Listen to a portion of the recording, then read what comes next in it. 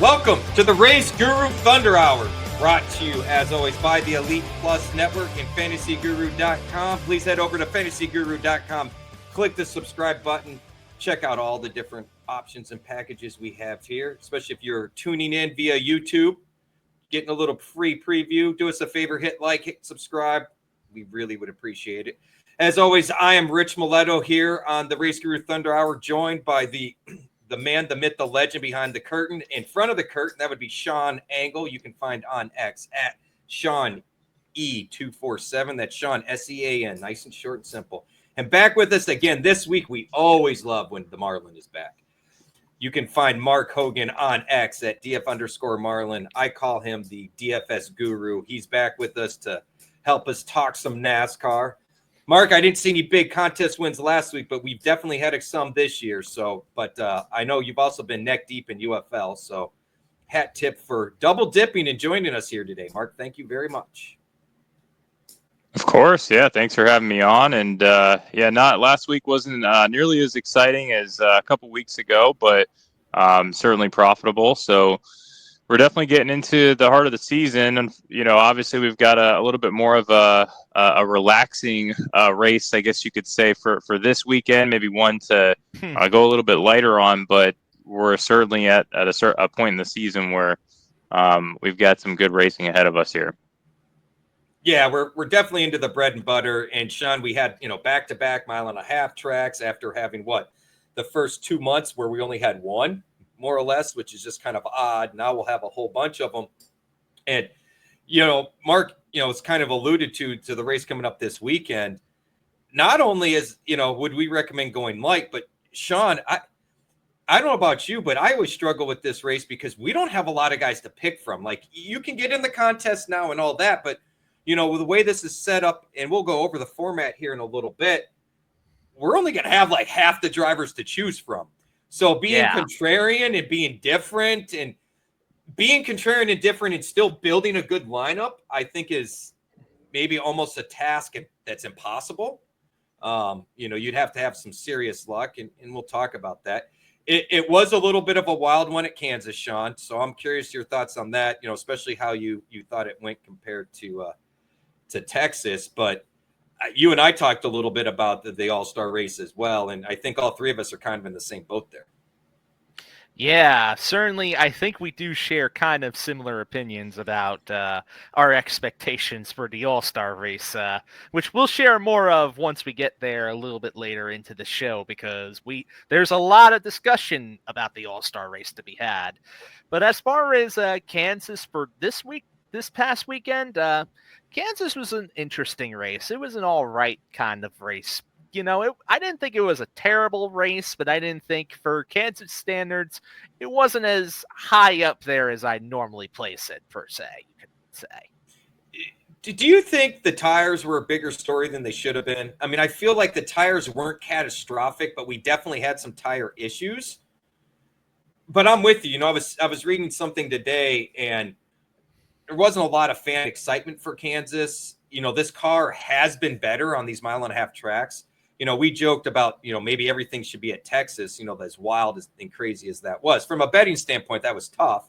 But, I mean, you nailed it early in the week on Kansas, and we'll talk about that a little bit here in just a minute. I laid a turd, and it was really frustrating because I thought I really dug into the practice times and the interviews and what folks were saying. And honestly, Sean, what was frustrating was the top 5 or 6 guys on all the lap averages, and there was a lot of overlap from 10, 15, 20, 25 laps. Almost none of those guys were a factor. The guy that was the one that won, but outside of that, nobody else was really a factor all day. And I don't know, man. I'm with you. I'm not going to say it was a terrible race, but I don't know that I really enjoyed the race, if that makes sense. It felt kind of underwhelming for Kansas standards. That's how I'd put it, really. And just overall, we know we kind of hit it on the nose, especially during last week's show about who won the race and everything. But there was some action here and there. But overall, it wasn't what you think of when you think of Kansas racing. Let's put it that way. You know, and this doesn't get talked about enough, Sean, but I feel like maybe if strategy was a little more wide open, some of these races would be more interesting. You know, I know I've hammered this dead horse forever, but when you know when the cautions are going to fall, it locks you into a certain strategy once you go with that strategy. You may have to adjust because of a pit stop penalty or something like that, but you know exactly where you can target. Hey, we're a lap down right now. What we're going to do is we're going to get to the stage, pit and get the wave around, or not pit and get the wave around, or we're going to, pit early and try to stay out, maybe catch a caution. There really didn't seem like many storylines played out. I don't know about how you guys were kind of tracking your bets, and maybe that's part of it. Is halfway through the race, I was already upset with myself, considering guys I thought, Hamlin was looking good, and loses a clutch, right? Yep. Michael McDowell showed speed in practice was a non-factor. Brad, who was the worst of all the RFKs, was actually near the front early on in the event, was looking good and had earned his way there, right? Drove up through the pack. And we all knew he would be a chalky play. We talked about Kyle Busch being chalk. We talked about Brad Keselowski being chalk. And both of them were actually doing all we needed to do. And yet both of them burned us. And the sad thing is they were chalky at anywhere from 48 to about 60%. But when only top 20% paid, and if you happen to fade those guys and looked at a couple of the other guys that had some nice place differential days, you were in the catbird seat, and I think I don't know about all you guys, but all of my line was finished right about mid-pack, and it's because it was very chalky lineups all the way through, and the guys that were chalk just didn't really pan out. I don't know. I apologize to everybody for the bets. I'm still very upset with myself on all of that. I'll hit the drawing board. I don't know what went wrong, to be honest with everybody. It's not like I changed the process. If anything, I just really did more research, trying to watch practice and qualifying. I don't always get a chance to. With doubled up in trucks, I'm not going to complain. Did one lineup in trucks, doubled up. It wasn't a big entry, but all the same, felt good about that. And, we mentioned off air, I'm excited for the truck race. Honestly, I think the truck series has it going on. We have a smattering of over-aggressive drivers, young talent, and some guys kind of learning their way. So we have the slow and fast vehicles on the track. So we see passing. We see some incidents because people are still learning and taking things over the edge. And not to mention, I kind of dig how the trucks take off every once in a while. Call me crazy. I don't blame you for that approach, especially when some of the truck races have actually been really picking up. And I feel the momentum as a whole with that series has been picking up over the last couple of races, too. And I think it's only going to pick up even more as it gets closer and closer to playoff time. And we've seen in that playoff picture for the trucks, it's actually kind of close with some of the drivers right there. So it's going to really ramp up. And get wild. Right? Like there's a couple of guys that are kind of struggling that keep hat tip to Stuart Friesen. I nailed that one the last 2 weeks. I'm very proud of that because it was a bit mid-price tier. He got burnt in an accident that wasn't his fault at Texas. Kind of got shuffled out here at Kansas. But, someone like him, who I don't necessarily think will probably be in the finals, but he'll make some noise potentially in the playoffs if he gets there, right? There's enough speed and he's had history to do it. It was fun to hear people talk about Heim time this week. Like there was a lot of Heim time being said during the broadcast. And I kind of laughed because I'm like, we've been saying it on this show for 2 years now. And now the TV stations are just all over it. And it was cool because we had some of the Cup drivers coming down. And I know, Mark, you talked about this, a couple weeks ago with Larson and Xfinity. If you watched the truck race at all, what were your thoughts? And do you have any thoughts on some of those Cup guys racing with the truck guys and if it made it an interesting story or not? Yeah, I mean, for me, I was more interested in the Cup race, I think, in general. Trucks has been entertaining. I know we were off on Xfinity last week, but Xfinity has been pretty awesome to watch as well, I think, so far this season.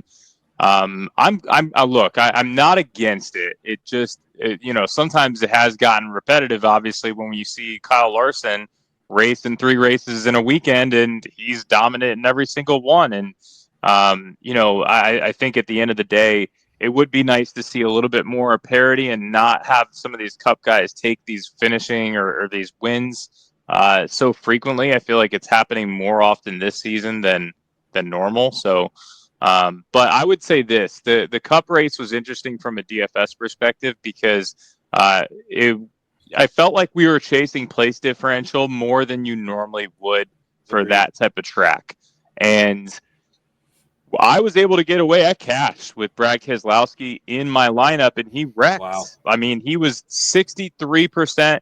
It was him and Busch in the windfall contest. They were both 63% owned. So as long as you didn't roster both of them, which, I think from our process standpoint, we'd feel like that might be a little too chalky. But as long as you didn't roster both, I mean, you were you still might have been able to get away with it because I think Busch ended 26th. Where did he finish? 21st, actually. I think 21st. Starting 35th. So he still had a solid DFS day, all things considered. That paid out. Yeah, now that I'm thinking about it, I might have had him in my lineup, and it because of the ownership and how heavy everyone was on both of them. I think you were able to get away with it. So, and if Keselowski didn't wreck out, I had a lineup that probably would have knocked down another contest. So, and it was chalk. It was a lot of chalky plays in that lineup. But again, in a 200 or 150 person contest, you can get away with that if you just pull out the right combination. I think another reason for why a lot of the chalk was being chased after is when you look at how many of the drivers in the Cup race also started very deep in the field this past weekend, too. There were quite a few notable names in the back, and a bunch of them ended up having some pretty solid finishes. You look at, like, Josh Berry, for example. Yep. Starting last, he finished in the 6th position. Ryan Preece started 30th. He ended up finishing in the 7th spot. You mentioned it at about Heim time. Corey Heim was in the race this past weekend, and he paid out for DFS players this week, too. And it was fun to hear the booth talking about him on the Cup race and how not many guys have stepped in and run top 15, and here the guy is. He's running top 15. It was validation I've been looking for, Sean, because you know me. I have been pounding that this man deserves to be in a Cup ride. And he has been shafted over and over again. And this is the model, the business model that NASCAR has that I have a problem with. And it is what it is. But as much as I love Heim, that's what hurt me. I did not use Heim. I had Hamlin. And I was trying to be a little contrarian, thinking because of where he started and all that, maybe he wouldn't be as highly owned. And he wasn't. He wasn't in that same tier as the other two guys. And even Ross Chastain, who started near the back, had some pretty good ownership, right? But man, and Chastain started 26th, finished 18th. He still had a positive day right there, too. Right. I was a little bit better, though. He finished 13th after starting in the 28th spot. But let me also shout out one other driver that I think nobody was really paying attention to. Some people may have been on this weekend. SVG, Shane Van Gisbergen. Started 34th and then ended up in the 20th spot right there. So solid day for him, too. I think he's figuring out these 1.5-mile ovals a little bit. And in all fairness, he focused on that last year in the part-time run, right? But we haven't had any of these for the most part until the last couple of weeks. So, we may have been a little early when we were pushing SVG earlier this year and kind of cooled on that. But I think it's time that he's back in the forefront for some of that. Jesse Love had a kind of a rough day. Unfortunately, I was hoping to see a little bit more from him. But hat tip to Corey Heim, dude. And look, I know the equipment was better than when he's been in a couple of the other races, but you know who else looked good? John Hunter Nemechek. Yeah, John Hunter snuck in with the top 10 right there. So he's actually been having a couple of races this year where he's been able to sneak away with some good finishes here and there, which is definitely a big contrast to last season where we know he was like pretty much around last in points of all the full-time entries last year. So there you go. Well, I don't have any other Kansas thoughts. Gentlemen, feel free to launch them if you do. Overall, just thought it was pretty interesting to see how the finishes shook out there. And Corey Heim being the best of the 23-11 entries was definitely very cool to see right there.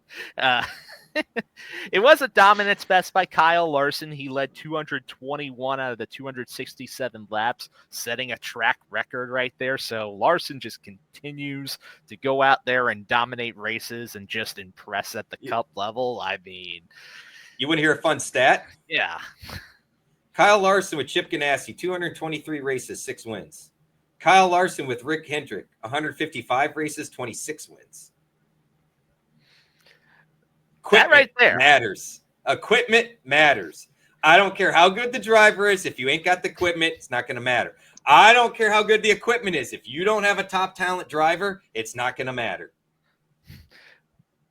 Very, very much true. So there you go right there. And also, I do find it was interesting that Brad finally had speed. And then again, he every time that 6 team seems to find at least some sort of speed in a race this year, they seem to have something bad luck happening to them.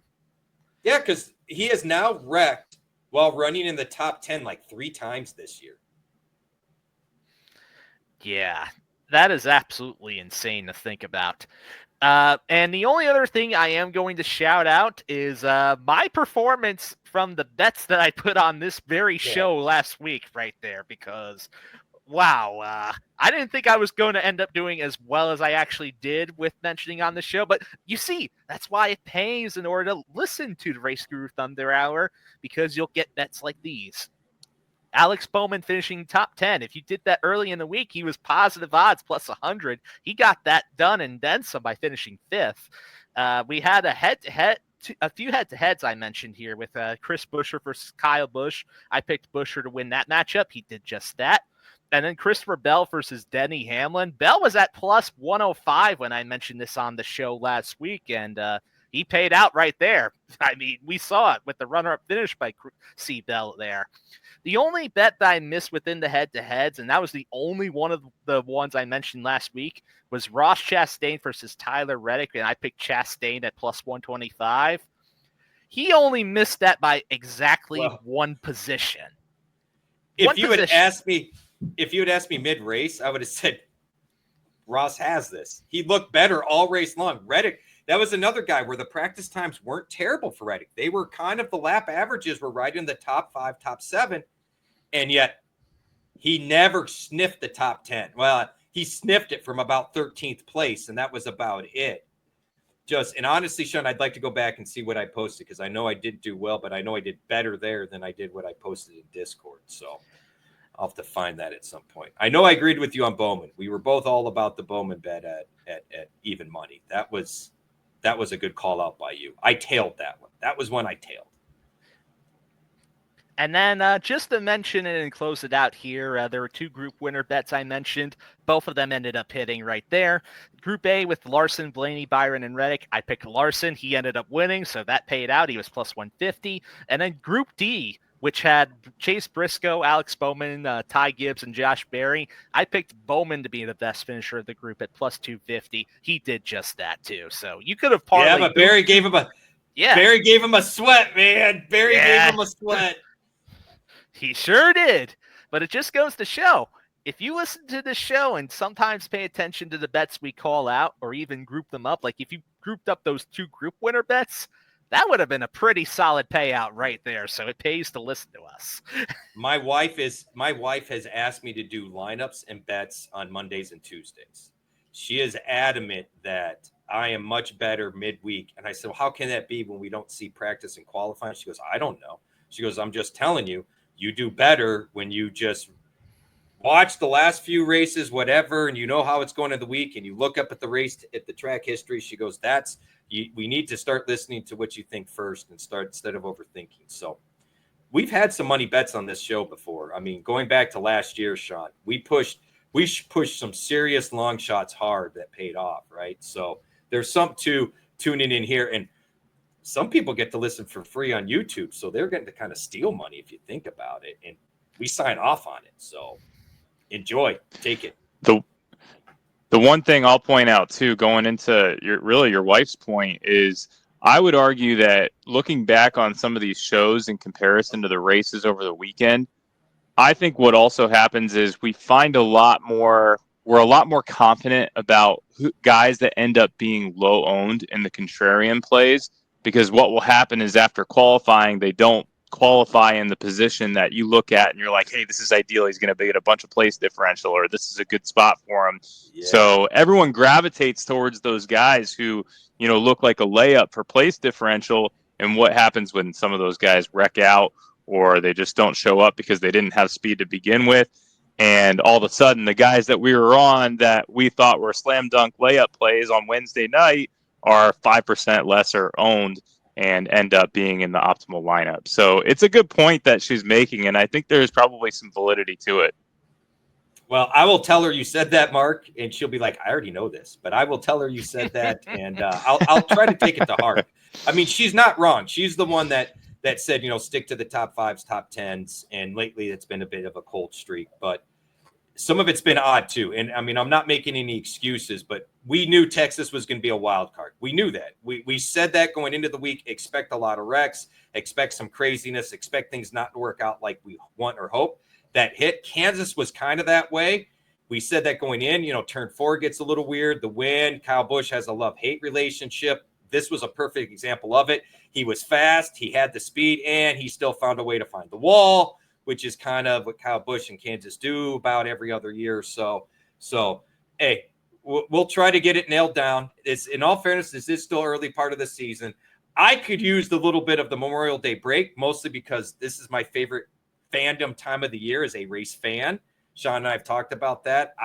Last year, I was pretty in tune with the Indy 500. I'm hoping to do so again, so we'll have some bets on that. The Coke 600, I have spent way too many hours to openly admit at that Charlotte Motor Speedway, including being there at 3-4 in the morning. So maybe even 24 hours or close to it. Get there at 8-9 a.m. and don't leave till 3 or 4 a.m. That's a pretty long day at the track, right? So we'll be talking about that. We'll be that'll be coming up next week. I'm pretty, Mark, I told Sean, I'm excited for that. Memorial Day weekend is my just happy zone, and especially for racing. So hopefully I can shake off this negativity and we'll hit the ground running next week. Yeah, that's going to be fun to see, especially when you see a pumped up, fired up Rich Maletto that isn't pumped up for angry reasons, but happy reasons. So, dude, the month of May, man. Month of May is usually when I start to kind of hit a stride. So hopefully it's not been good so far. It's been a rough May so far. So we'll see. Any final thoughts, Mark, before we move on here? No, I mean, the only other thing are these, the race last weekend. Those are the types of races that I think you spend up on. So these intermediate tracks, drafting tracks, I think those are my favorite to watch from a DFS perspective. And I don't necessarily know why that is quite yet. Maybe just because there's not as many, I guess, wrecks. Maybe, the number of cautions might be comparable, but the wrecks or cautions are more one-off than it seems like than these massive pileups. But at the end of the day, you get a lot of people that gravitate towards the chalk, and place differential doesn't always win at these tracks because you have to factor in the dominators. And I think that's where it balances itself out a little bit, and you get some really nice DFS opportunities we can take advantage of. I think that's a good call out. Couldn't have put it better right there. And you know what? I think for the Truck Series race this weekend, you might get a small sense of that right there, too. And I'm saying specifically the truck race and not the other race that's happening this weekend. So the truck race at North Wilkesboro will be a good show. It was a good show the last 2 years. It's short track. So, yes, we're going to get some beating and banging. We're going to get some good cars that get tore up that probably shouldn't be. We're probably going to get cautions at some weird times. I don't expect it to be still like we've seen the All-Star race, unfortunately. I love you, North Wilkesboro. I'm just calling it like I see it. I would love to see a doubleheader of trucks and Xfinity there. I think it would do it justice like we did at Rockingham. So I'm excited for Friday night. I haven't even looked yet, Sean. Is it Friday night for the trucks, Saturday for the Open, Sunday for the All-Star event? I think it's Saturday. I believe you got a Saturday for the trucks again. Yeah, it's a Saturday truck race. So the Open and then the truck race, I think, is what it is, right? Well, the Open's the same day of the All-Star race, just about 2 or 3 hours before. Oh, see, I'm so old. I'm getting confused on what I used to do at Charlotte, man. Yeah, but they've gone forth and changed things. So Yes, I know, ain't and I still insane. haven't. What can I say? All right, so it's Saturday, Sunday. Saturday we get trucks, and we get the doubleheader of sorts on Sunday. Fair enough. Yeah. Now, before we continue onward, just to do this, and you had a little bit of house cleaning done, which we should have done at the top of the show here. We are a part of the FantasyGuru.com, so you can go forth, get the MVP package for $79.99 for the whole year. That covers all of the sports at FantasyGuru.com, except for football and baseball. But if you do want to get baseball, there is MLB content available now. You can get the draft guide right there. And I've heard that there is a really good deal going right now where it is $75 for the rest of the season for just the MLB only. So that right there is something you may want to email support at fantasyguru.com in order to let them know about, because they can also get you the best possible deal out there as well. So be sure to be nice, hit them up, and let them know what you want. And we have options including MVP, Platinum, VIP, or all-in packages. So getting one of those other packages like the VIP or the all-in, that's great bang for your buck, because it means you're always going to be winning money. So, and you like to do that, especially if you're somebody that's listening or watching the show. You probably already like doing that and want to do that some more. So go forth, hit up support at fantasyguru.com, and let them know that we sent you, and be sure to start winning today. And don't forget to hit like and subscribe. Give us some love. Give us some support, even in the Discord. Let us know how you feel. That's a good note right there, right? Yeah. So should we talk about the All-Star rules, Sean? Because if we do, I'm leaving this to you because it made my head hurt. Yeah, so pretty much from here on out, it's just going to be All-Star talk, because there's a lot to break down right here.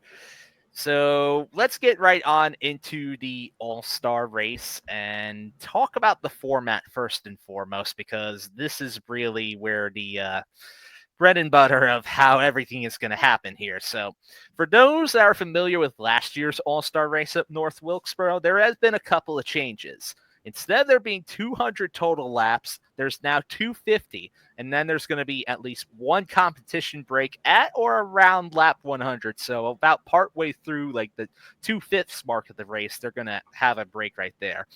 There's also going to be an in-race competition for the All-Star race known as the Manufacturers Challenge, where a number of drivers will be selected to compete against each other based on manufacturer, with the teams being determined by the All-Star grid position. So they're determining it based on how many teams that each manufacturer has at the minimum. Like if Toyota has the least amount of entries, then Ford and Chevy are going to have the same amount of drivers representing, their manufacturers for this challenge. It's another little competition within the competition right there. So, yeah. Look, I tell you what, if the racing was good, do we need a competition within the competition? Because as a fan, I have a hard time following a competition within a competition. Like, Mark, you're more into the NBA. The whole in-season tournament thing, like, I tuned it out.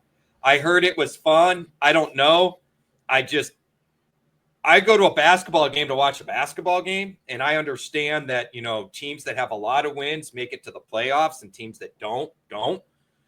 So whatever. Do we still get $1 million for the winner? I don't know. I believe it is still $1 million. So, what are you going to say, and Mark? Well, I was just going to say, I mean, they interviewed Alex Bowman at the end of the last race, and he was like, hey, I'm excited to make a bunch of money, hopefully next weekend. But so it's almost like I'm looking at it like, well, maybe they're almost teeing it up for maybe a younger driver, maybe a less experienced driver to knock down a win, get $1 million for these veterans. Like, the money maybe doesn't necessarily mean as much to them. I'm just concerned that there's like this WWE element to it. There's storylines baked into this that, you know what I'm saying? That there's some guy, there's some storyline that all of a sudden is going to pop up mid-race. They're going to run with it. and all of a sudden that guy's winning the race out of nowhere. So that's almost my expectation for this. It feels a little fake to a certain degree. So that's why I can't invest here. I can't invest much. I'll make a prediction. Wherever they decide, we haven't gotten to it yet, but Sean, we're going to have, correct me if I'm wrong, a promoter's caution, right? Isn't that what they're calling it? That's the next item on the list we were going to tackle anyway. So, okay. It's funny Mark brought up WWE because I really think that's where they're going with this. So go explain what it is, and I'll explain what my thought process is here, Sean. So basically, there's now going to be what's called a promoter's caution available. It's going to freeze the field and have them restart. Marcus Smith and Speedway Motorsports, the track promoters, they're going to be the ones that are going to be able to call this caution. It's a caution that they may essentially hit a button, it throws a yellow out no matter what happens on the track. They could just be racing. They could just be in the pits. Just a caution, it bunches up the field, freezes them no matter what, and pretty much it's just a deliberate caution that they could throw. But there are some small caveats with it, though. It cannot be used past lap 220, so with 30 to go, and it also cannot be used if a natural caution happens at or after lap 200. So if there's a natural caution that happens with at least 50 to go, then this whole promoter's caution is moot, and we do not worry about it. So my prediction was exactly this. I was going to predict that the promoter caution was going to happen with 50 laps to go to up to about 30 laps to go. They will throw a caution because if it's stale, we haven't had any cautions around that time period. That's when they're going to throw it. And whoever comes out first off a pit lane and is leading the pack is going to go on to win the race. Book it.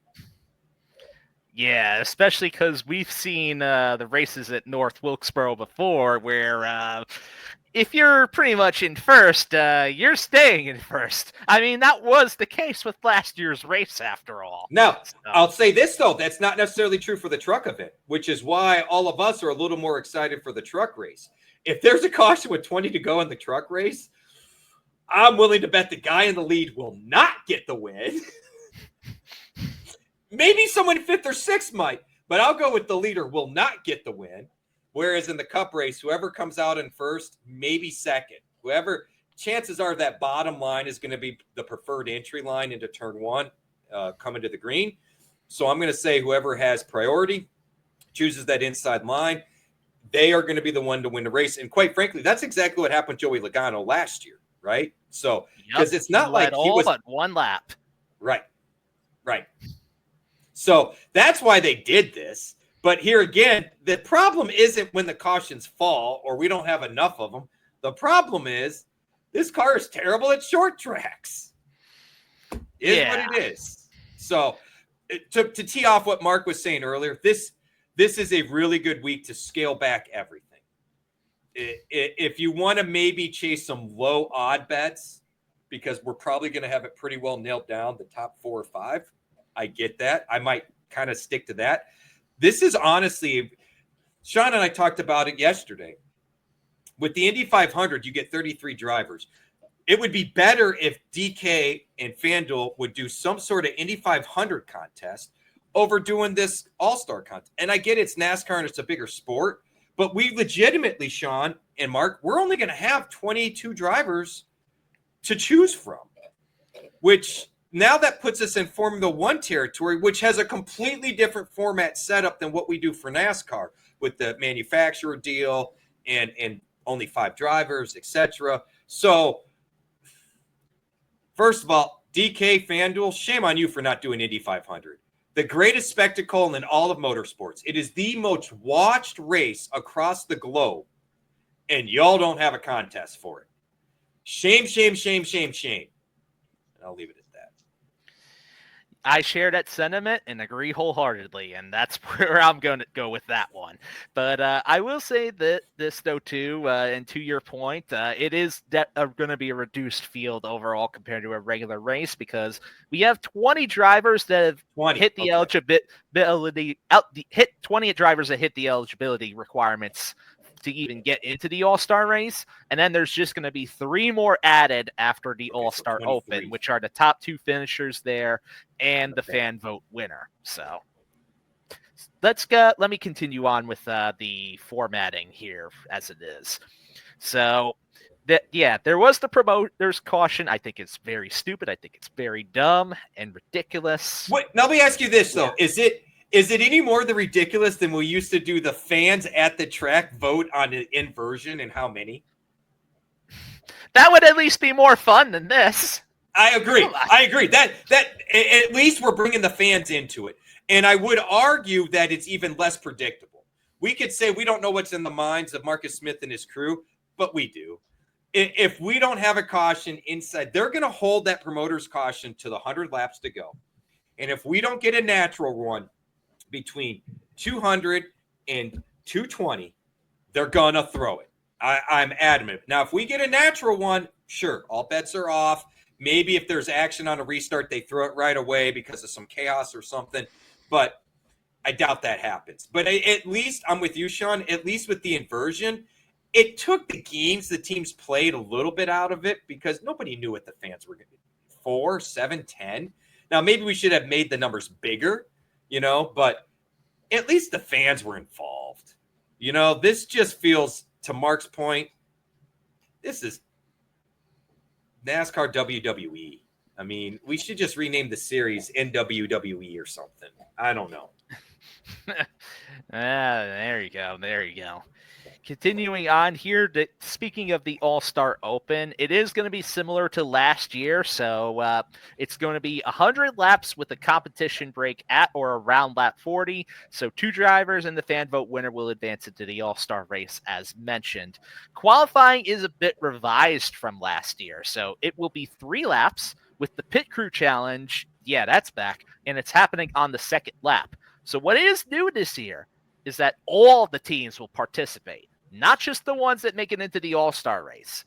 And the total time of each run, including the pit stop, determines the starting positions for the Open and the Heat races, which will be happening to determine the final lineup of the All-Star race. And the Pit Crew Challenge results will also determine pit stall selection right there, too, which that could really swing some things in a certain direction if you pay close attention to.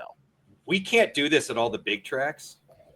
But, for all the talk about changing qualifying and everything, if we're really being honest, this is the best way to qualify a car as a team, right? Because the pit stops absolutely matter. I love that they incorporate the pit stop challenge. I kind of liked when they used to do it at the convention center there in Charlotte or at the Cricket Arena. And, we just, of course, all the teams got super creative, pulled everything out of the cars, put graphite in the axle so you could take your finger and push the car down the road a little bit. But I love that, Sean. It makes qualifying fun to watch. But I tell you what, do you think we could even do that at some of the bigger tracks? It made sense when you only took the 15, 20 cars from the All-Star event itself and did it like they did at Charlotte years ago. But, man, at the short tracks, do you think we could do this everywhere? I think for the short tracks, it'd be cool to incorporate something like that at the very least. Maybe even some of the 1.5 could be fun with that, too. Right? The super speedways, I'm not so sure about that one. I think that it takes so long to get up to speed, right? You would almost have to start the clock, let them do a pit stop, take off, right? And then the second lap counts or something like that. But I would just love. Have you ever tuned into that, Mark? The qualifying where they pit the car and do the full laps. Usually they come down pit road full speed too. They don't have a speed limit. So that is fun to watch. That's 1980 style racing right there. Oh, we lost him. He is struggling with his internet. We are all having technical difficulties, hence my name today. All of us. And at this point, we're all lucky that I haven't punched my computer. It has come very close. Mark has a lot more patience than I do. So I want to applaud Mark and his patience because don't get me going in technology today. But regardless, Sean, I love they have that going on. So I will look forward to qualifying. I'm not going to lie. This is probably some of the most fun qualifying, in my opinion, because I like seeing haul ass down pit road. That does remind me of back in the old days. And I love how the crews are all geared up, and that, you know, this is an opportunity for them to showcase their talents. And we talk about it because when they make a mistake, we bash them, or when they get the car out in front, we praise it. But I don't think it's really talked about enough, especially in today's car with the lack of passing. Pit crews are everything. And I think, honestly, I could argue that's why Blaney hasn't gotten a win yet this year. Well, that certainly was the case with him at Darlington. That he lost that race because of the pit crew. So that's the first example that came to my mind instantly. He had that race on lock. It went green. He had that race on lock. And so were our bets. Yeah. Well, NASCAR happens. What can I say? Well, regardless, it'll be a fun qualifying event. I'll probably enjoy qualifying more than the race, if we're being completely transparent. So wouldn't mind seeing it elsewhere, like we kind of alluded to. But what else we got to hit on the formats before we get into our picks and breakdowns here?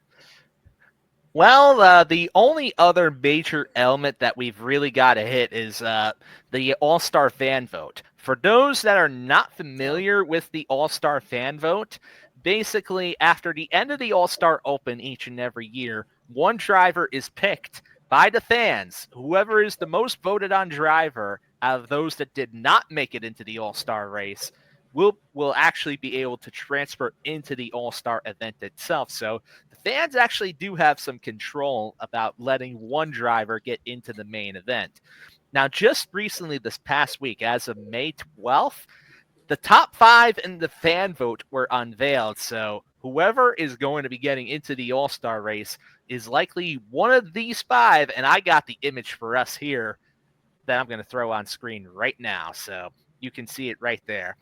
The top 5, Shane Van Gisbergen, Noah Gragson, Carson Hocevar, Ryan Preece, or Bubba Wallace. So one of these 5 is going to be in the All-Star race after the Open is done. So that right there is important to note, especially if you are playing DFS or doing any betting for this weekend's race. It's important to pay attention to this too. My money says it'll be Hocevar that wins the fan vote.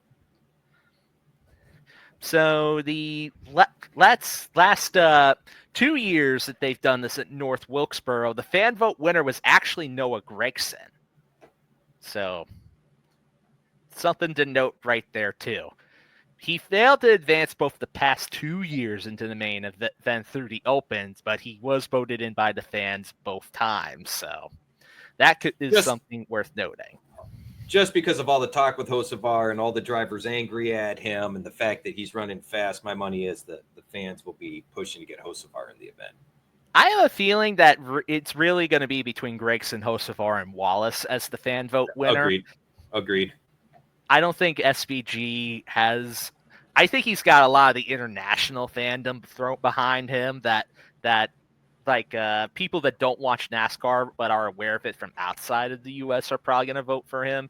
And Ryan Preece, he's got like the whole short trackers and modified scene right behind him.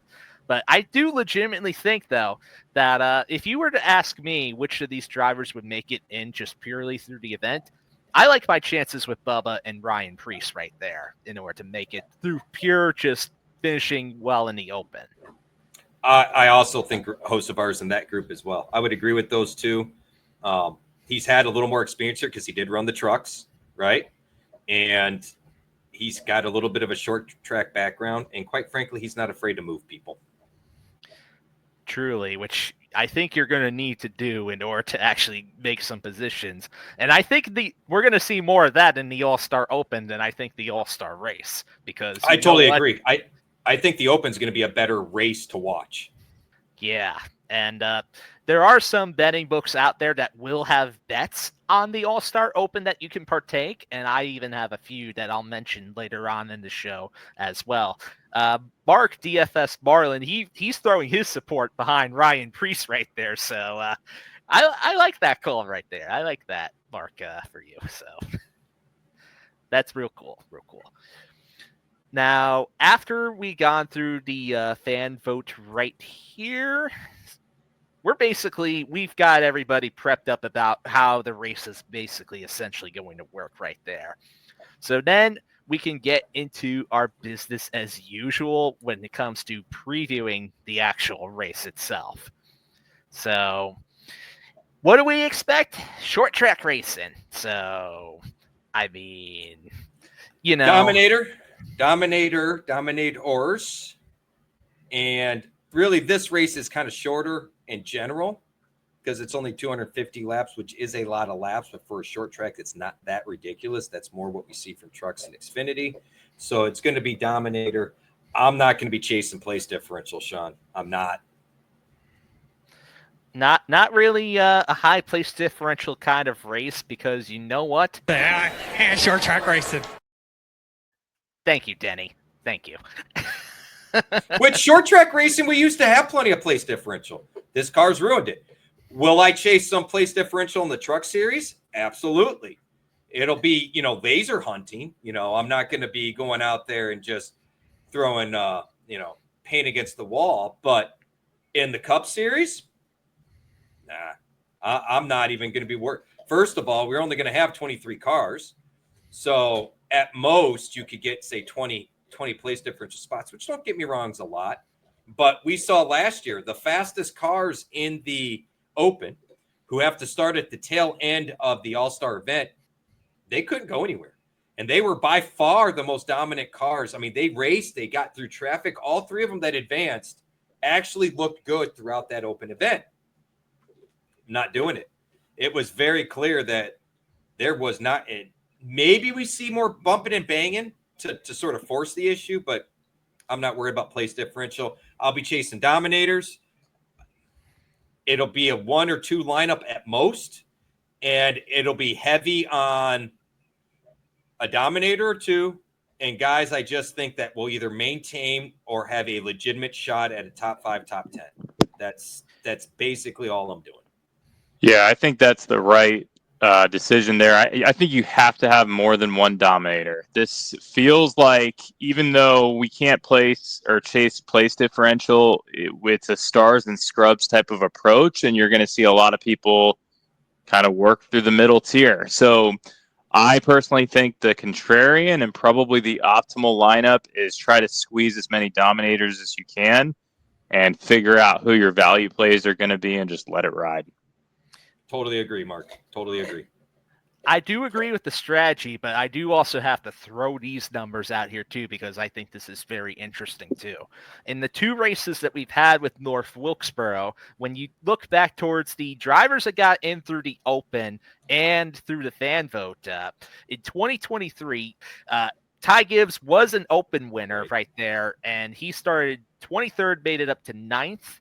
Then after that, there was Josh Berry, who started 22nd, made it up to 15th. And then the fan vote winner of 2023 was Noah Gragson, as mentioned. He only moved up 1 spot right there. Now, for 2024, when you look back towards these trends, Gragson, again, the fan vote winner in 2024, he started 20th, made it all the way up to 11th. And then the second of the Open winners in last year was Bubba Wallace, who started 19th, made it up to 6th. And then the primary Open winner was Ty Gibbs, who started 18th and made it up to 13th. So what does that say about place differential now that you guys hear those numbers? The only ones that you can count on place differential are the guys that race in the Open race that showed speed and clearly showed they could get through the pack and in some dirty air, which, like I said, if we're doing anything, those were the ones. But Ty Gibbs was a prime example. He looked like the best car in the Open.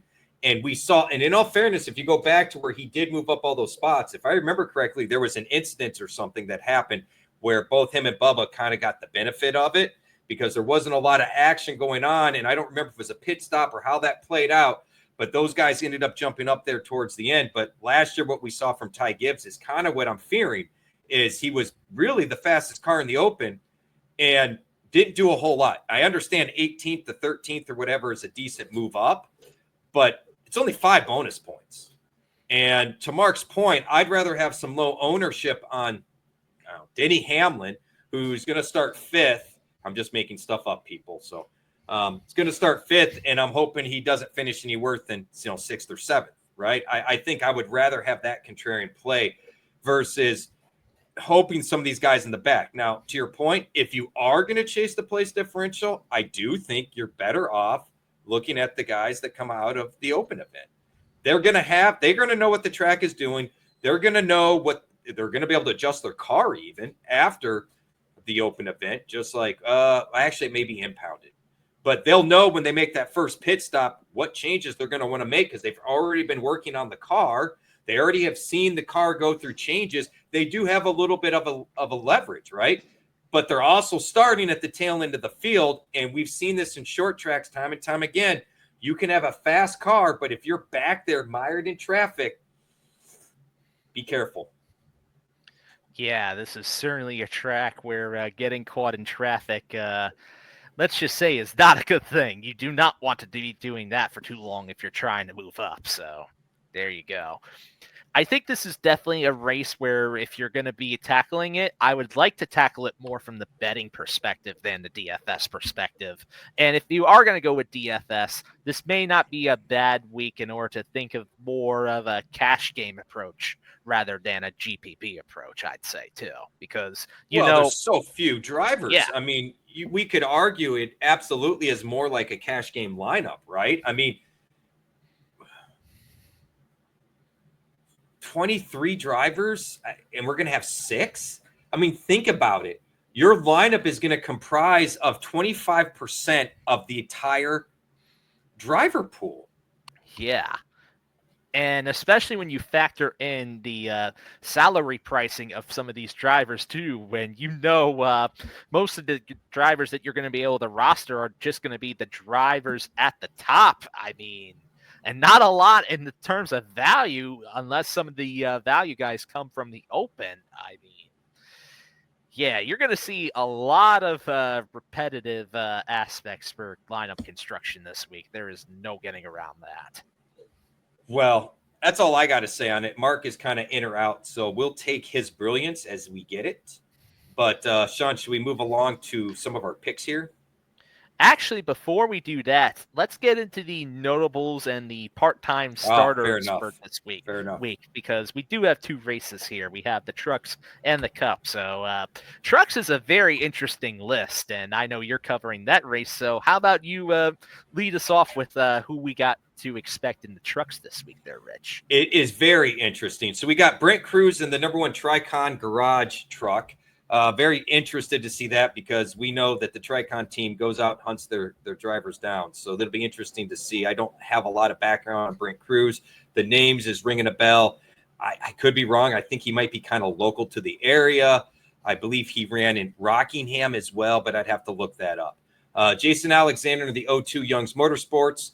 Morgan Baird in the number 2 Rome Brothers Racing Machine. Norm Benning, who's back again, number 6 Norm Benning Racing. Kyle Busch is back in a truck. Double duty. He's in the 07 Spire Motorsports. Sammy Smith is in the number 7 Spire Motorsports truck. Tyler Tomasi in the number 2 Rome Brothers Racing Machine. Connor Jones is back with Nice Sports in the number 44. I'm curious to see how that works out. I had some high hopes for Connor Jones, and Connor Jones has kind of stepped on his own what. So we'll see what he does here with Nice Motorsports. Luke Baldwin in the number 66 Thor Sport Racing Machine. Ryan Roulet in the number 67 Freedom Racing Enterprises truck. Patrick Emmerling, number 75 Henderson Motorsports. And Justin S. Carroll, number 90 Terry Carroll Motorsports. Kyle Busch, Sammy Smith, those are the guys, and a little bit of Connor Jones here. Those are the guys I'm really interested in. Yeah, and maybe you may want to throw in Luke Baldwin in there too, because that's actually pretty solid equipment right there. And Brent Cruz, of course, in the number 1 as well too. Brent Cruz I'm interested in. Go ahead, Sean. He's been racing in ARCA, and he's one of the next few Toyota prospects in line to eventually make his way up. Yeah. That's where the name is. I'm a little nervous on Baldwin. He's been kind of a little haphazard in that machine, even though he's been in it a few times. Of course, I did talk him up. He ran well. I talked him up, and he bit us. So maybe it's just a little biased on my side. True. All right, that's fair. It's valid. But overall, interesting to see the trucks lineups go right there. But Cup also has an interesting name or two behind it too. Well, really, there's one name that you're like, huh, okay. But we have two open entries into the All-Star Open. It's Cody Ware, and he's not driving the number 51 this week. He's driving the number 15 for Rick Ware Racing. Chad Fincham is in the number 66 for Garage 66. I have my doubts that car is going to even make it into the All-Star race. But one driver that is going to make it into the All-Star race is a name we haven't heard in Cup since last year, Harrison Burton, because he's driving in the number 51 for Rick Ware Racing this week. And that's due to his win at Daytona in the August race last year. So he earned his eligibility to be in the All-Star event. Aha! That is going to be interesting. It is going to be interesting. One note, due to the Indy 500, Justin Allgaier will qualify and practice the number 5 Hendrick Motorsports Chevrolet for the All-Star race. If Kyle gets hung up, traffic, weather, whatever, Allgaier would be his substitute for the All-Star race. That has been approved and signed off on.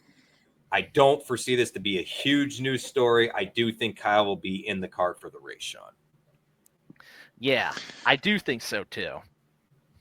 Allgaier looked good when he did that last year. He did. He did, man. It was and impressive. He's got Cup experience. He's very good on short tracks.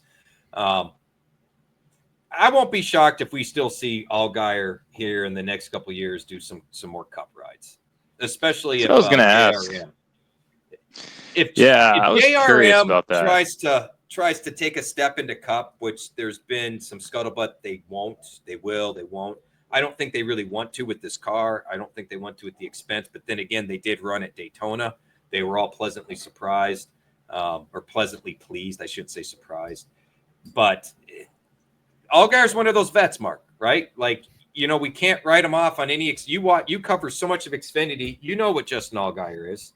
He's kind of a old school, never count him out kind of guy, right? He's always up there. He's consistent. I think that's probably the best way to describe his racing, and he's always competing for a win. So I don't know, man. He looked good when he filled in for Larson. You put him in the right equipment, I think he would transition pretty smoothly into Cup. Yeah, and Allgaier, you mentioned about last year when he filled in for Larson in the Coca-Cola 600. He's going to be on tap to be doing that role for that weekend as well, too. So something to keep in mind for next week's race. All right, so before we get into our picks for the week, this is just a reminder that we are a part of FantasyGuru.com, so you can get the MVP package, which holds all of our main written content and the Discord access for $79.99 for the whole year. You can go forth, get that MVP package. It covers all sports at FantasyGuru.com, with the exception of MLB and NFL. If you want that, they have separate packages for that, including MLB, which I've heard that you'll be able to get for a price of about $75 for the rest of the season, I believe.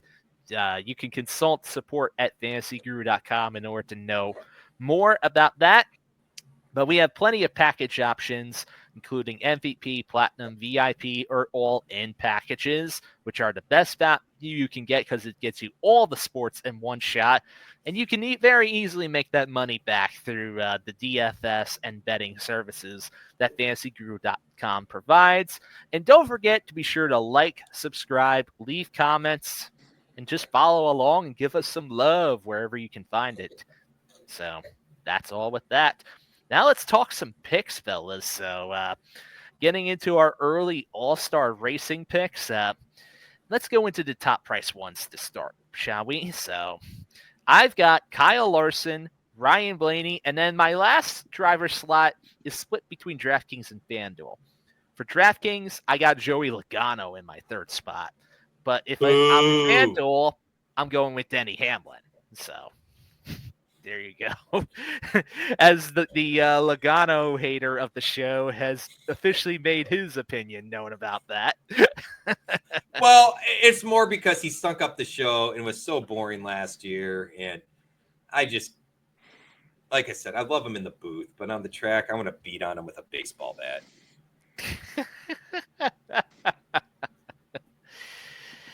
And I like your note here. Sean said, shout out to whoever starts first and second. Legitimately, if you go to do your lineups, I strongly consider you take that advice to heart. Yeah, shout out to whoever starts first or second, because we've seen it in almost every single Cup event at North Wilkesboro where the driver in first or second ends up leading at least a portion of the race, if not dominates the whole darn thing. The only real exception to this was the very first race at the track in 2023 for the All-Star race, where Daniel Suarez, he did lead a whole portion. He was the pole sitter of that race. He led about 50-something laps, but then once Kyle Larson, who had the fastest car, got to him, Larson never looked back and dominated the rest from there. And in all fairness, it was like this at Charlotte too, Sean. I mean, that's why we had the fan vote for inverting and stuff, right? Whoever got the good jump. I mean, this goes back to the, what was one hot night under the lights, or one hot night or whatever it was, with Kyle Petty and Dale Earnhardt and Davey Allison. Poor Davey Allison ended up in the hospital after that race, after winning that race. I think he won. Yeah. Pretty sure they won. But it was the same thing. That's it. We knew whoever was up front, they were going to take off, and that was all she wrote. And boy, that may have been the All-Star race is probably around, Sean, because of that one hot night. Yeah, it certainly has helped to contribute towards the All-Star race's status and prestige over the years, that's for sure. But to quickly explain my drivers here, Kyle Larson, he's been the guy to beat at this track pretty much ever since they started coming here. Brian Blaney, he's been fantastic on the short tracks, especially if it's races that have to do with longer green flag runs. That's Blaney's wheelhouse right there, and Penske is good with that, which means that also applies to Joey Logano, who practically dominated this race last year and stuck up the show, as Rich points out. And then Denny Hamlin, he's been one of the strongest on short tracks this entire season, so you cannot ignore that number 11 team. This North Wilkesboro track is right up Denny Hamlin's history with modifieds and everything else. I mean, you look at where he's run well, Richmond, Martinsville, historically, all these places, North Wilkesboro fits right in. So I'm with you on Hamlin. I'm also with you on Blaney. He's done well here the last couple of years, and I'd be foolish if I wasn't pushing Larson. So give me Larson, give me Blaney, give me Hamlin. And I'll go one step further, Sean. I don't know if we can bet it, but I'm going to bet money one of those three drivers ends up on the pole. Yeah, I think there's a book or two out there that'll set that up for sure. So definitely look for that. I'm going to double down on Larson and Hamlin for some of the obvious reasons you guys already pointed out. But I got Chase Elliott as my third driver. He's $9K. So when you're talking about spending up, this is a guy that you get a little bit of a discount on. And, when you look at Chase Elliott, I just feel like he's flying under the radar this year once again. And I was doing the math. I was looking at, for example, last week's race, which it's not exactly comparable to, of course, what we're going to see this week. But, Chase Elliott, he started in I think the 9th or 10th position. I forget what it was. But if you have a guy that moves up from like the 10th spot to the 2nd spot, that pays off significantly more than a guy that moves up from the 21st spot to the 8th spot. As crazy as that sounds, because yes, you have the place differential points, but you get all those extra points for finishing in the top 5, and you still get place differential for moving up. So I was doing a little bit of a comparison, and I was comparing, how Chase Elliott was scoring versus how Alex Bowman was scoring. And I was like, man, you really have to consider these guys that start 10th and 11th more, who might only get up to 3rd or 4th and not get many laps led, versus a guy that's going to start 21st and finish 11th. And even though they're going to, get more place differential, they're still scoring out more points by landing in one of those top spots. It's something that's very easy to overlook. And I think at 9K, a guy like Elliott is going to be able to, maybe be a difference maker and ultimately not be too high owned either. I like the Elliott call over there, Mark, especially when you consider that short tracks have been one of the few places where Elliott's actually shown some pretty solid speed overall. I notice this was early on in the season, but you think back towards Bowman Gray, where he won and dominated that race in particular, even though that was an exhibition as well. But he also did show some solid top speed at Martinsville earlier in the year too, which also is a very good track for him. So yeah, we have some comparables right here where this fits into Elliott's wheelhouse, I'd say. I agree.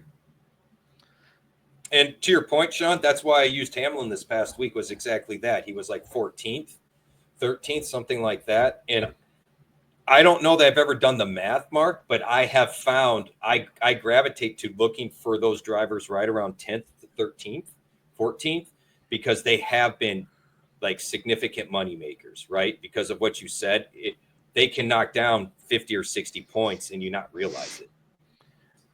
And that also goes hand in hand with DFS players not thinking that those guys are going to move up much. That's going to lead to lower ownership as a result, too.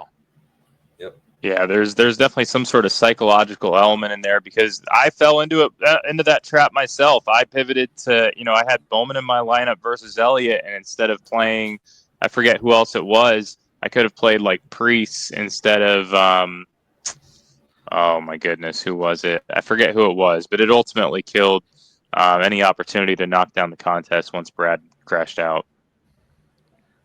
Yeah, that was unfortunate. Oh, don't get me going. You know what we should get you going on? Mid-tier drivers to watch. So there's our segue. How about you start us off with this, Rich? Because I want to get you going here. All right. I'm on Chris Buescher. He's done well at this type of racing. He's done well at this track.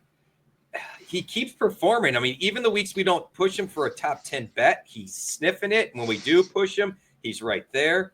So give me some Chris Buescher. I'm still on Bubba Wallace. I know it's been rough the last couple of weeks, but he's run well here. We've talked about him racing his way in, voting in, and still moving up through the pack. So I'm good with it. And I'm going to go Josh Berry. I had two names listed here, and I'm going to give the other guy a shout out, but I'm going to go Josh Berry. This is awesome as wheelhouse.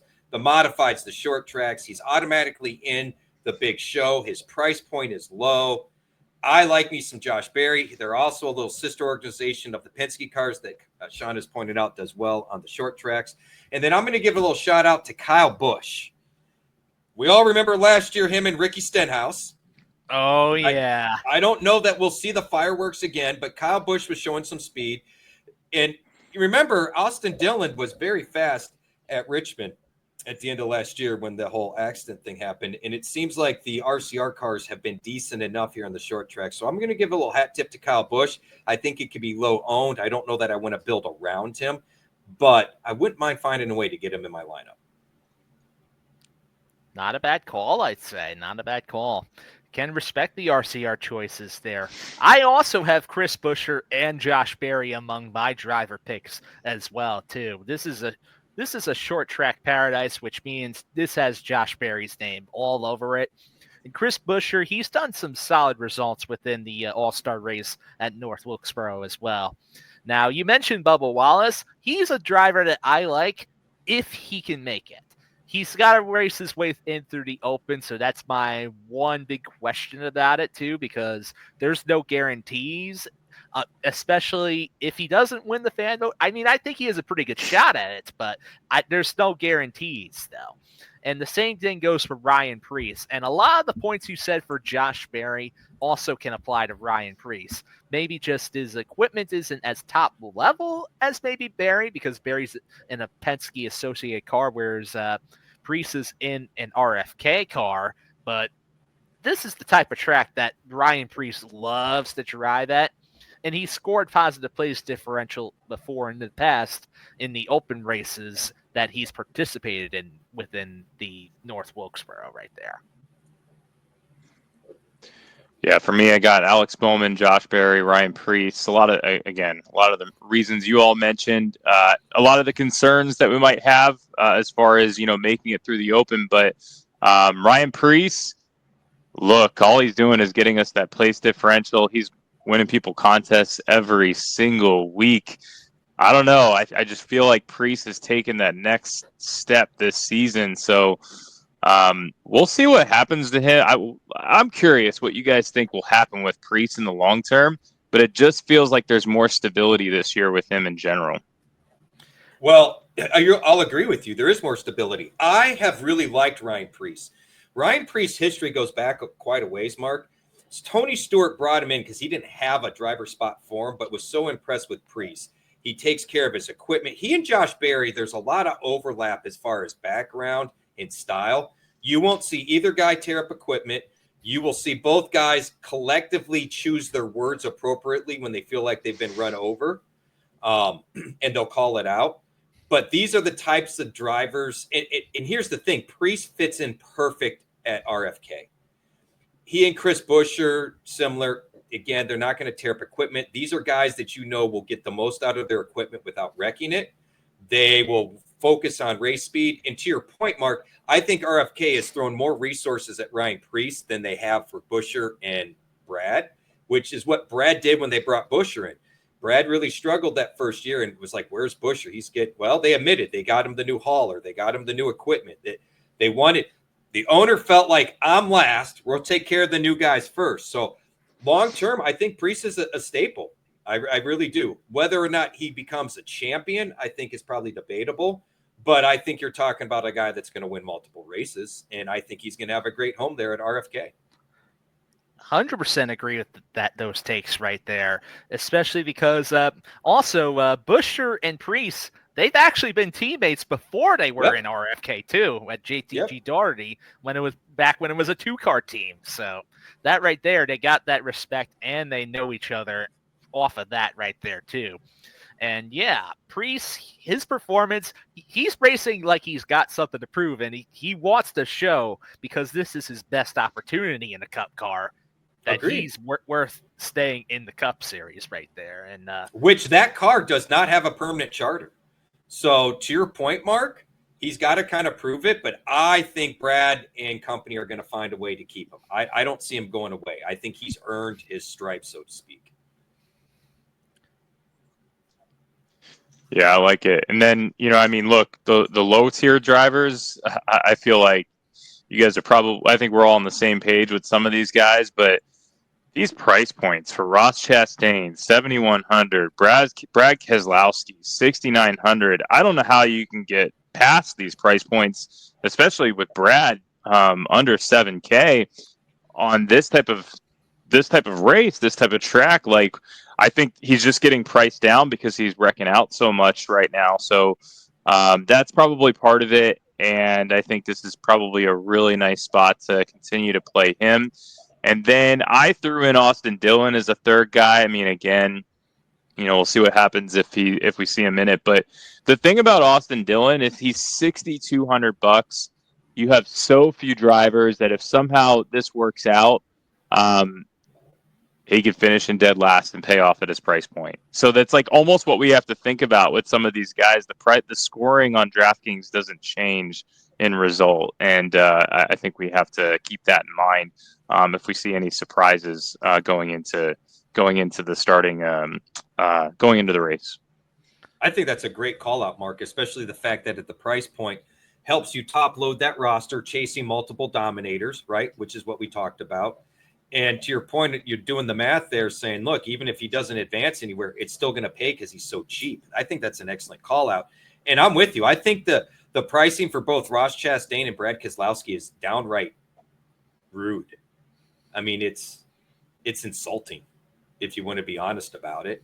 So I'm with you. And again, we're only going to have so many drivers to pick from, right? You mentioned earlier, Mark, that we're going to have to really kind of figure out what mid-tier guys kind of fit in. So if we can find some low-tier guys like these studs, I mean, let's be honest. Would either of you guys be shocked if Ross or Brad won this event? I think No. I like Ross's chances in order to get something done with that, especially. Brad hasn't done as well as Ross in this particular track. Like, he has not hit his groove with finding the speed at this track yet, in my opinion. But I do think, though, that depending on where Brad is placed, he can be worth starting too. These are big names too. Like, I just feel like, a Brad Keselowski, a Ross Chastain, they have a chance on any given track, on any given Agreed. race, in my opinion. So, especially when you talk about a $6,900 and $7,100 price point, it's going to be mega chalk. I think we're probably looking at 70-80% ownership on each of them, which also kind of forces our hand. It's like, well, why not at that point? Low risk, low risk, basically free squares in your lineup. Everyone's going to play them. Yeah, if you really want to get crazy, maybe fade them, but chances are you're going to be left in the dust with the rest of the field. Yeah, especially when you consider how many drivers that have been known to have some solid performances. You're not going to find too many of them when you get down that low in salary. So you only have choices. That's what I was getting at is, we're talking about guys that at the beginning of the year, 2 drivers that I think most people would have thought would have been playoff contenders. And we're talking about them being priced in the bottom quarter of the slate. I mean, that's just wild. Price of the bottom quarter, and we have to consider, and this goes for anyone going into wherever these guys land with their starting positions, but like, we're not seeing, if a guy wrecks, we're not seeing them fall back to the 38th spot and get all those negative points, right? So like, that's the other, there's less downside for the wrecks. So it's almost like, hey, if you see like Kyle Larson at 14 somehow, like, because I guess that probably won't happen, but think about like a top tier driver. If they have a starting position that is lower than expected, it's almost you kind of have to play that as well, because there's no downside there to play them, even if they wreck out. It's funny you mention about Kyle Larson as a particular example of not qualifying well, because he did just that in 2023, starting 16th. So. Yep. And still got to the front. And dominated once he got there. Mm-hmm. So, I tell you what, I made a little change there because Mark pointing out the price point, I'm kind of with him. So I went Ross Chastain, Brad Keselowski, and then I'm going with Mr. Fisticuffs himself, Ricky Stenhouse. So, yeah, good stuff. Good stuff. I got Ross and Ricky both on my list as well. And I also got Daniel Suarez, more so because of the equipment and the fact that he does have at least one good finish here that wasn't affected by him getting wrecked out or having some sort of issue. So he could be overlooked, I think, within all the drivers in this field, especially if he ends up having an underwhelming qualifying result. I think he could be one that to watch, especially because the shorter tracks have been one of the few places where I think Trackhouse has been able to at least nail some competitiveness out there too. I would agree with that. Well, Sean, hit us with your I mean, man.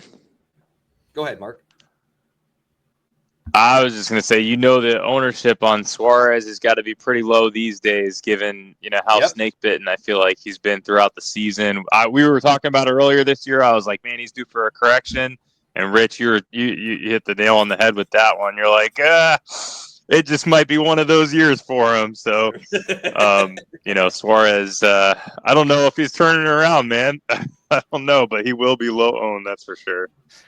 I just think that if there's a week in order to take a chance, this is not a bad week to do it. Just overall, is when you also think about Trackhouse, you also have to think about the fact that qualifying has not been their strong suit this year. So he's likely not going to be able to get a high starting spot, I'm thinking.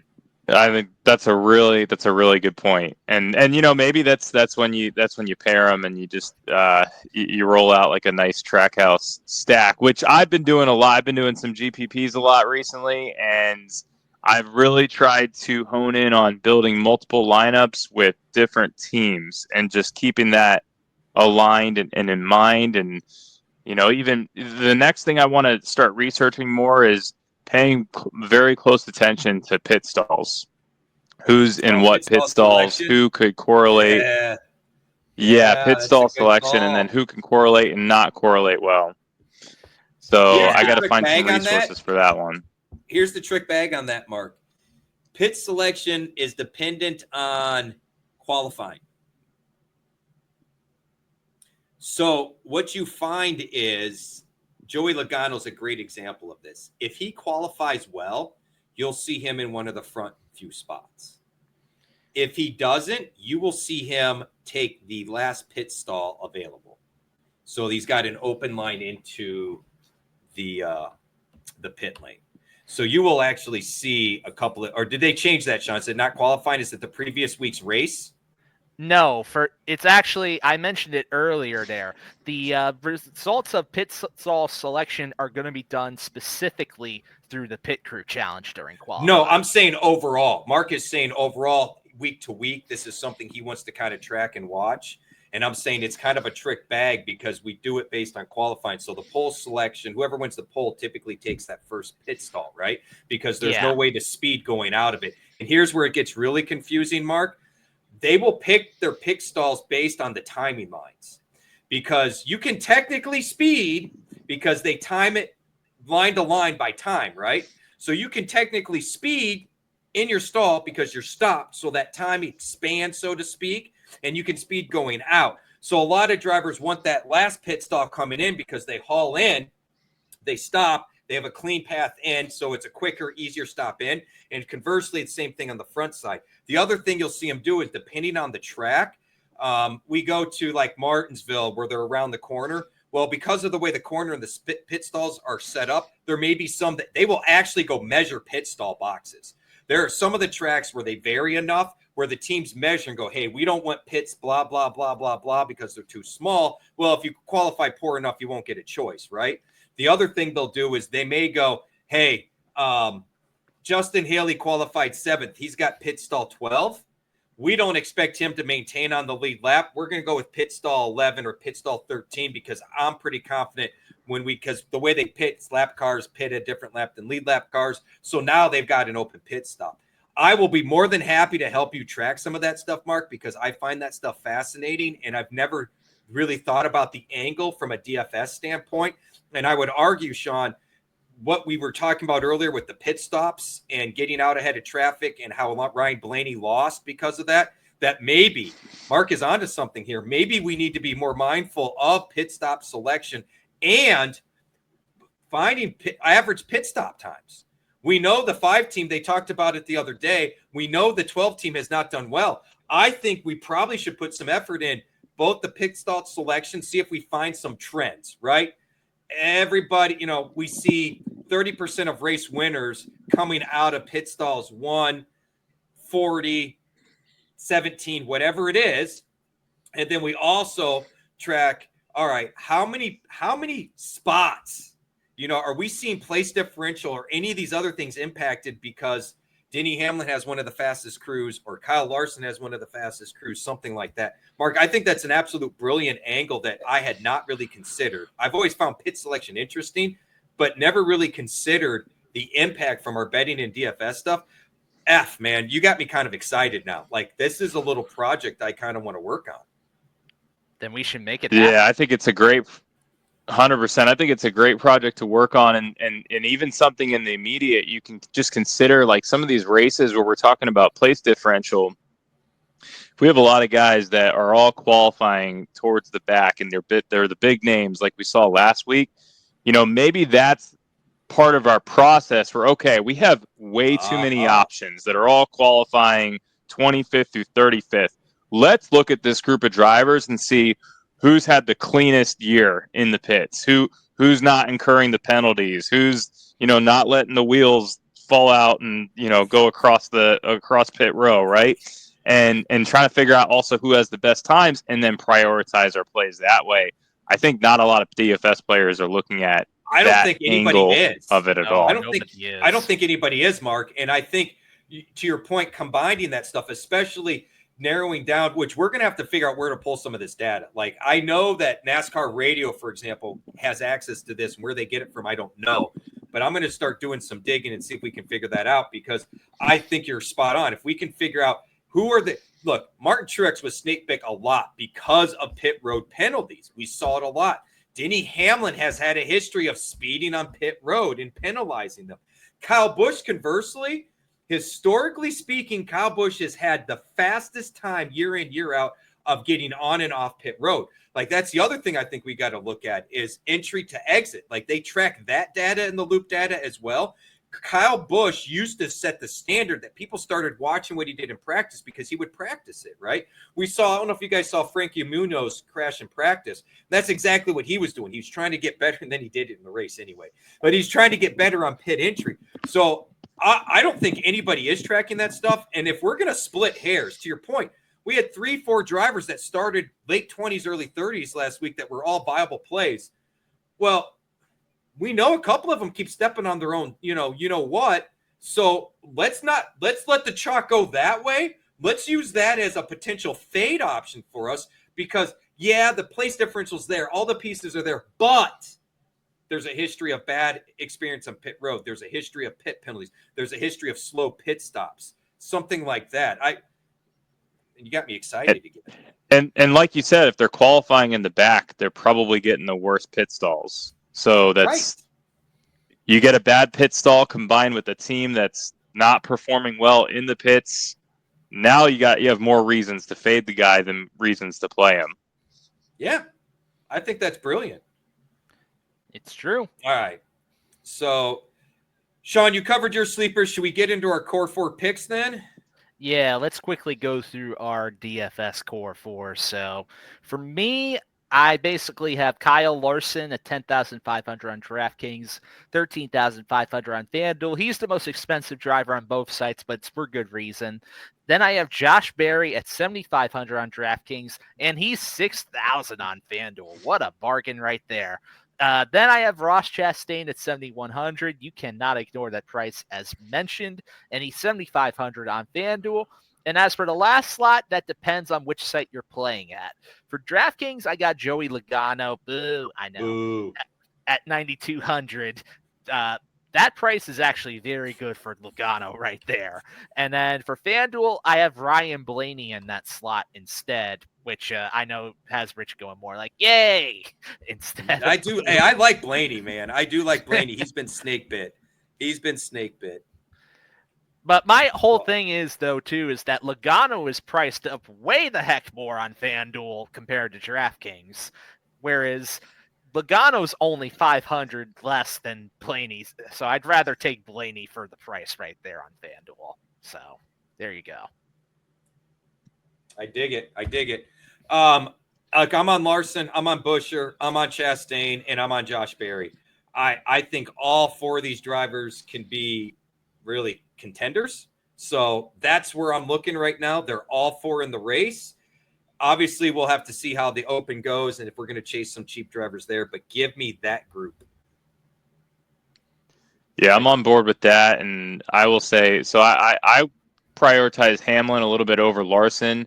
I've got Chastain, Keselowski, and I just threw in Austin Dillon. Again, to my point previously, where it's not necessarily about the driver, but about if we can get someone in that around that price point, just play them because there's really no downside and they're pretty much going to pay off even if they finish in dead last. So, just keep that in mind when it comes to putting together your lineups. That strategy is certainly in play here. There's only 2 drivers on DraftKings that are cheaper than Austin Dillon that are guaranteed in the All-Star race. And that right there is Ricky Stenhouse Jr. at 6,000 and then Harrison Burton at 5,500. And those guys, they're in play. Yeah. We don't know who else from that far down is going to be there, so. Ty Dillon, he's going to sneak his way in. He's only like 5,100 if he does. I would say, if he gets in, Ty Dillon will be a lock in my lineup because of exactly what Mark said. First of all, he's shown speed and looked decent enough this year, shockingly. But at $5,100, you could do whatever you want with everything else in the lineup. So, I love Mark's breakdown on that. That makes a lot of sense. Actually, he's 5,400, so just my bad. Harrison. My bad, 5,400. This sounds really simple. What I'm about to point out, but I might just, because again, I'm not going heavy on my bankroll, And just to have some fun with it, I might just look at the player pool or driver pool and say, I'm going to take the 3 least expensive drivers and the 3 most expensive drivers and see if I can jam them in. I don't mind that. I don't mind that. All right. Core bet winners. These are our picks to win. Who you got there, Sean?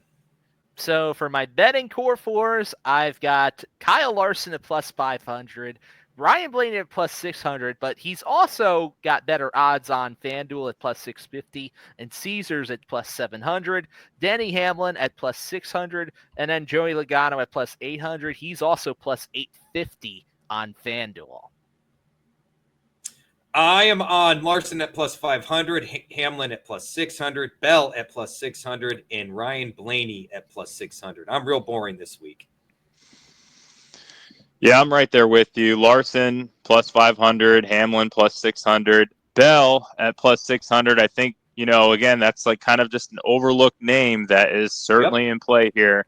And then Chase Elliott, he's given us a little bit of extra payoff here at plus 1,000. So I think Chase Elliott is absolutely in play too.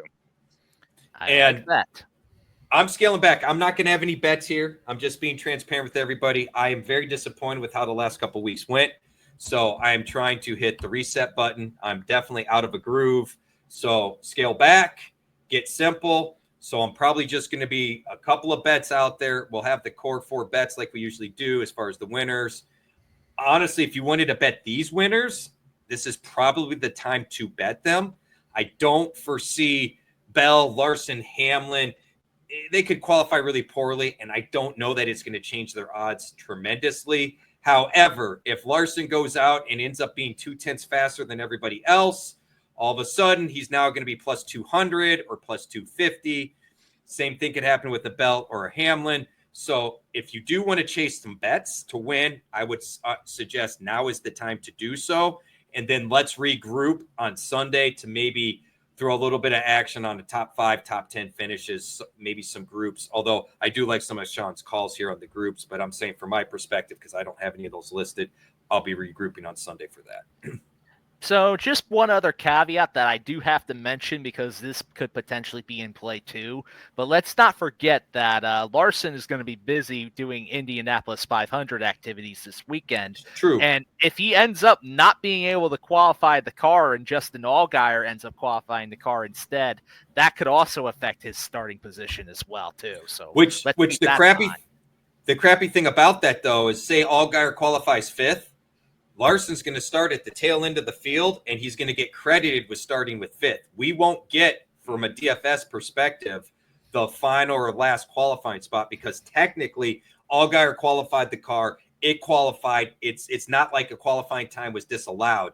So that is the bigger concern on Larson. But as Sean pointed out, 2023, he started 2/3 of the field back and made his way to the front.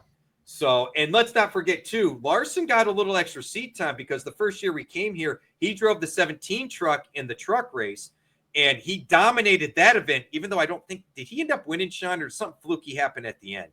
I'm trying to remember. I'm getting a little hazy on it, but I know he dominated. He did end up winning. He dominated that truck event. So the dude's got plenty of seat time at this track where a lot of guys don't. That's also why I kind of like Hocevar a little bit because he did get to run that first truck race as well. So just keep that in mind. If you see qualifying 5th for Larson, when you put him in your lineup, he may not be 5th. You better check with us in Discord. Well, you actually got to watch to see if he participated in qualifying specifically because that's right, but where I'm saying, come to play. I'm saying members can reach out to us. We'll let you know in Discord, hey, take note. It's going to show up in the book as qualifying whatever he is, but keep in mind, he's actually going to be rolling off 20th. Yeah, because driver changes mean automatic start from the rear. And don't forget, kind of going back to that point that I mentioned earlier, it's like, hey, we're all on Larson right now. And maybe that type of scenario derails a lot of other players from playing him. And you just take a shot on him anyways, because like you said, he could still move up the field, win the race, get some laps led. and ultimately pay off more than anyone else still, even from starting from the back. He's that good. Well, and to your point, Mark, I love how you bring out the contrarian side and say, hey, look, while some people will say fade him because he's starting at the back, we're saying maybe not do that because now he's an opportunity with lower ownership that we don't normally get. And yeah, we're going to miss out on place differential points, but it's only 20 spots anyway. So how much are we really gaining on place differential? Give us the guy with the fastest car and the fastest driver, right? So I love you pointing that out, Mark, because that's a really smart point to make. Agreed. Very much agreed. Now, to close out the show, I'm going to mention my other bets here, which Rich was alluding to that I have. Now, I got two groups of bets that I'm covering today, and the first one here is the All-Star Open winners. This is from Caesar Sportsbook. As far as from most of the books I looked up at, they actually have odds posted in order to bet on the winners for the Open. So I've got 5 drivers lined up here. Ty Gibbs at plus 165, Bubba Wallace at plus 300, Ryan Preece at plus 600, and 2 longer-ish kind of shots with Noah Gragson at 15-1 and Justin Haley at 25-1. So those are the 5 that I got my eye on to win the Open as it is. I dig. Now, as for the other group, I have some head-to-head bets here for DraftKings Sportsbook. They listed 4 different head-to-head matchups. I think there's some appropriate matches you can bet on in a parlay here for a total of plus 829. The first one is Ryan Blaney versus Ross Chastain. I'm taking Blaney at minus 180. Then there's Chase Briscoe versus Josh Berry. Give me Josh Berry at minus 110. Denny Hamlin versus William Byron. Give me Hamlin at minus 130. And then Kyle Larson versus Christopher Bell. Give me Kyle Larson at minus 130. You put them all together in a parlay, you get plus 829 out of it. I think there's a realistic chance that they could all hit. Dig it. You've been hot on some of these, Sean, so I'm not going to say a boo about it. You have been on fire with some of these. So props. I know Fuzzy and I have talked about some of my picks with the head-to-head, and they haven't been terrible, so maybe I need to consider that. So, gentlemen, any final thoughts before we drive on out of here? Can we drive on out of here to Charlotte yet? I wish. Actually, if I was going to drive us anywhere, I'm loading you guys up and we're going to Indy. Let's do it. You know what? I'm more for that. Let's do that. I'm just saying, if you've never done Indy, we need to do Indy. Indy's near and dear. Maybe we can catch a flight with Larson and then go to the NASCAR race and finish. I'm telling you, I want to do the double as a fan. Like F it. Let's get a group of us. We'll rent the charter, the helicopter, whatever. We'll call in some favors with the 5-0 so we can get our escort and everything. I want to do the double. I think it would be impressive, right? I mean, that's a lot of beer drinking. All I know is the amount of beer I drank at Charlotte and Indy. If I had to do it combined in one day, I might die. That's a lot of beer. I might have to take over the Truck Series content full time for that. If that happens. As a reminder, please check out fantasyguru.com. Click the subscribe button. Check out all the different packages. If you love what we do here, you can follow or get all our content over there at fantasyguru.com with the MVP package is the title. If you're not sure what you're looking for, feel free to reach out to support at fantasyguru.com. We have all sorts of discounts going on, and you better start shopping now and soon because I guarantee you we'll probably have discounts through this month and next month, and then things will disappear because it'll be football season. This is a show brought to you by the Elite Plus Network and fantasyguru.com. So we'd like to thank them. On behalf of Mark Hogan, you can follow on X at DFS_Marlin. I call him the DFS Guru. And, of course, Sean, you can find also on X at SeanE247. He doesn't post a whole lot of stuff over there, but what he does, it's gold. So just keep that in mind. And whatever you do, don't follow me on X. This is Rich Maletto, F Technology. Until next time, peace. Peace.